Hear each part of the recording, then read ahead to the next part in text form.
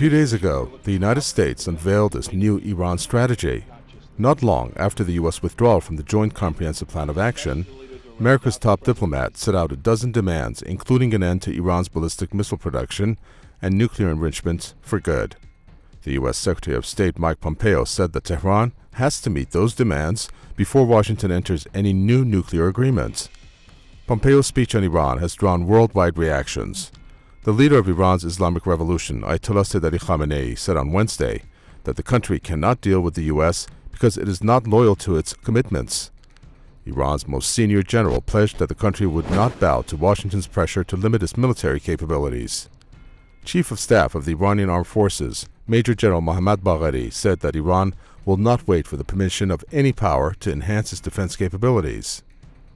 Meanwhile, the European Union, which says it remains committed to the nuclear deal with Iran, has also come down heavily on Pompeo's remarks. Following his speech, the EU's top diplomat insisted that there is no alternative to the JCPOA. Pompeo has just created an argument and imposed conditions without a clear vision nor a plan on how the US will approach.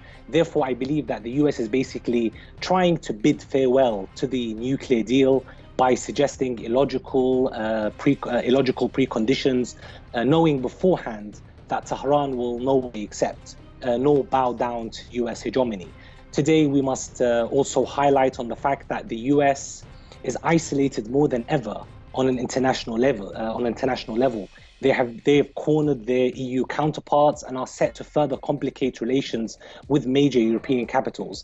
In other words, the US is basically taking decisions without a clear vision or a political map that can lead to a disastrous outcome in the region.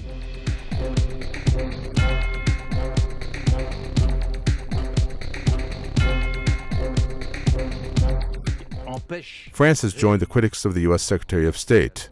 It warned that the U.S. is destabilizing the region by threatening to impose tougher sanctions against Iran.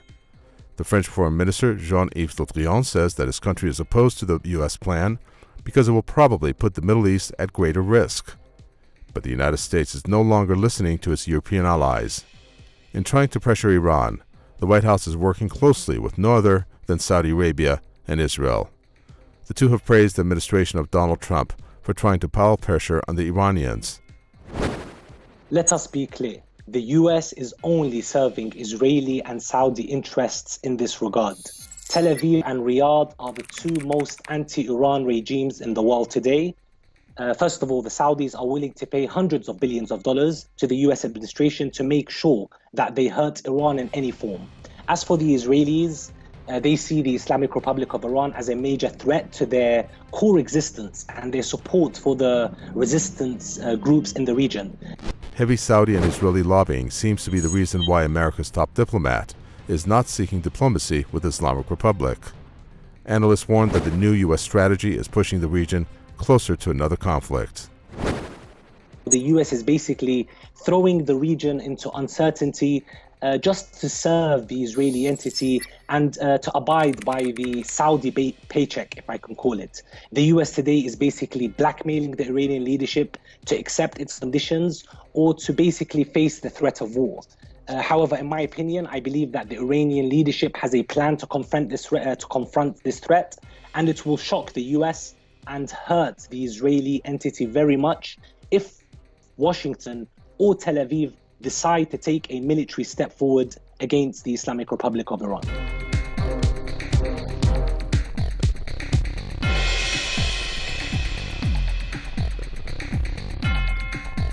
The U.S.-Saudi-Israeli triangle has emerged as a dangerous, destabilizing force in the region.